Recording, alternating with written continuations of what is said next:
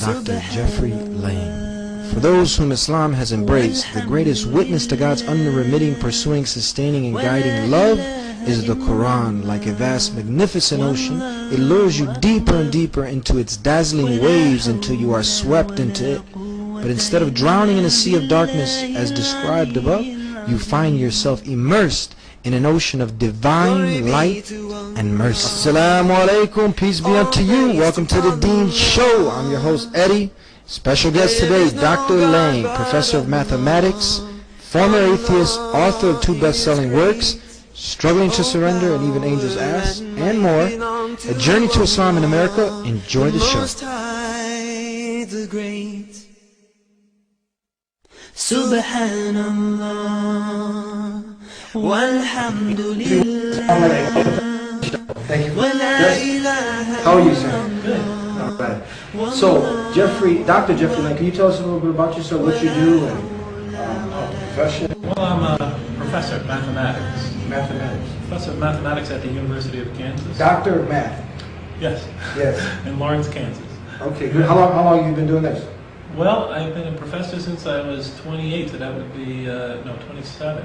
So that would be 26 years. 26 years. We brought you on the show because we're interested. We want to know your story, why you chose this beautiful way of life of Islam. But before that, you tell us a little about your history. You were born in America, in the States? Yes. Yeah. 1954. 1954. Yes. All right, long time. Yes. Yeah. So what way of life? Not that long. Yeah, I'm not ready for the grave necessarily.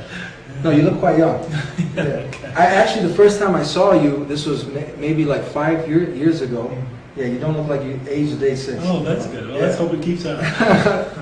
So tell us, the viewers, because you see, nowadays, Islam, there's a stigma attached to it.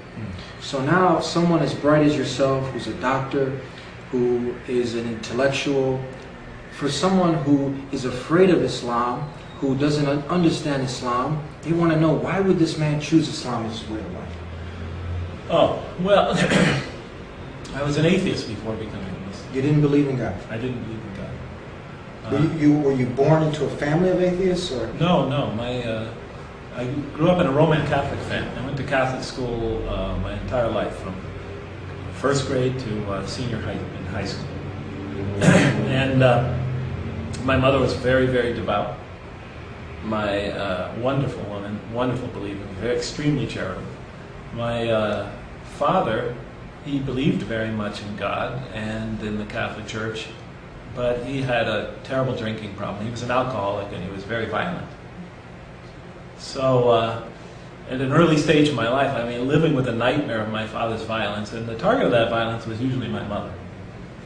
And I remember praying when I was a little kid in bed, night after night, please take my father out of our lives. Stop this unending nightmare. It was that bad? It was that bad. I thought he was going to kill her. I thought I'd wake up in the morning and not find her there. Of course, I'm a young kid at the time, 8, 9, 10. As you grow older, you realize, oh, this has happened many times. She'll survive. But, it leaves very deep scars. So when I was 16, it created in me doubts about the existence of God. Why would God, this loving God, expose my mother to lifelong torment and torture? What sin did she commit to deserve this? Why would he let the strong oppress the weak?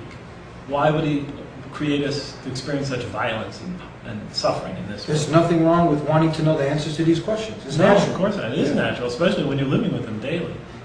So doubts about the existence of God crept in early in my life.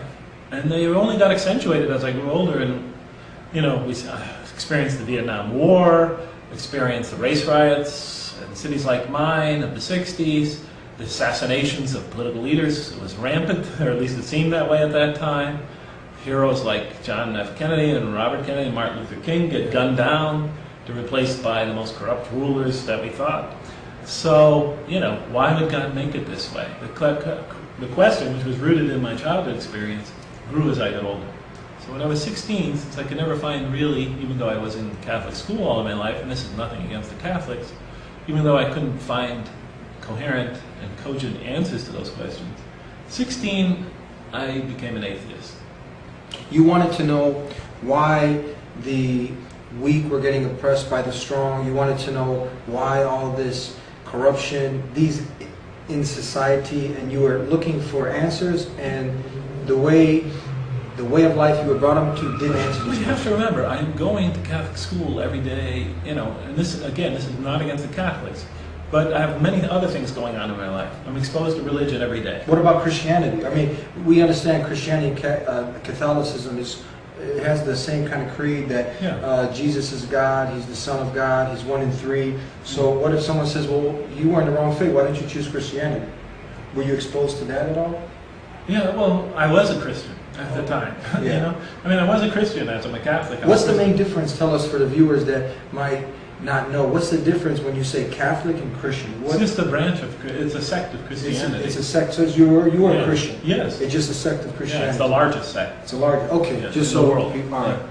So, you know, I'm exposed to religion every day. It's part of my life because I go to school every day, and on weekends I go to church. So I have that going on. Meanwhile, I have these big questions looming in my life. Why would God create us here to suffer if He's supposed to be an all-loving God, as I was taught? So I have these contradictions in my life. My mother, the most saintly woman I've ever known, is suffering this violence and abuse of my father. And sometimes us children also experienced it. And why would God do that? Why would He let innocent people suffer at the hands of more violent criminal people? Why wouldn't a perfect God create a more perfect world? Where does evil come from? If everything comes from God, then evil comes from God. And so forth and so on. So, you know, these questions grew, and as they grew and became bigger in my life, and they were big to begin with, you know, I moved away from the church. Okay, moved so away from belief in God. I just couldn't reconcile it. This was at quite a young age, 16. 16. So now there is a gap in between 16 and when you came to Islam. What age was that? 28. 28. In between them, real short, what were you doing? What kind of life were you living? Well, I just went out and lived my life. Yeah. You know, so I tried to live a good life. You know, I thought that, you know, I didn't think that religions were totally invalid in the sense that the values that they preach were bad. I thought the values that religions preach were good. I was a humanist. I believed that, you know, a life becomes worth living, becomes more enjoyable, becomes more serene and peaceful the more you reach out to other people and help them. So, you know, that part I took from religion. It was just the theology, the existence of a supreme being that made this world so chaotic. That part I could never accept. Now, we as Muslims, ones who surrender and to submit to the will of the Creator of the heavens and earth, we know at the end of the day that there's a light at the end of that tunnel. Through all the struggle and the hardship, there is hope at the end of the day. But how did you, as an atheist, one who didn't believe in God, was there hope at the end of the day? Was there light at the end of the tunnel when you would hit rock bottom? And did you ever hit rock bottom that you were like, you know, who would you call out to? Who would you, when you're alone in your room, it's pitch black, or you just came from a hard day, you know, the world's on top of you, you feel like it's going to crumble over you, who do you reach out to? Who did you reach out to? Well, I think I pretty much relied on myself. Yeah. You know, was that hard? Was that really, or you just got used to dealing with it, or? Well, yeah, I got used to, and I never really had to get used to dealing with it. You know, surprisingly, my life went pretty smooth after I became an atheist. Yeah. Yeah, I went away to college, Mm-hmm. got away from the family. I see. You know, was married, you know, when I was around 21. The marriage didn't last, but it was a peaceful marriage. Yeah. It lasted a couple of years. I was very successful in school. Went to graduate school. Yeah. Did well there. So nothing really went badly, and you know, but I assumed that if something did go badly, that was just the accident, one of the accidents of life. So where the shift now? If everything was going smooth, you're going to school, then how the shift? Why the shift? Oh, From being an atheist to now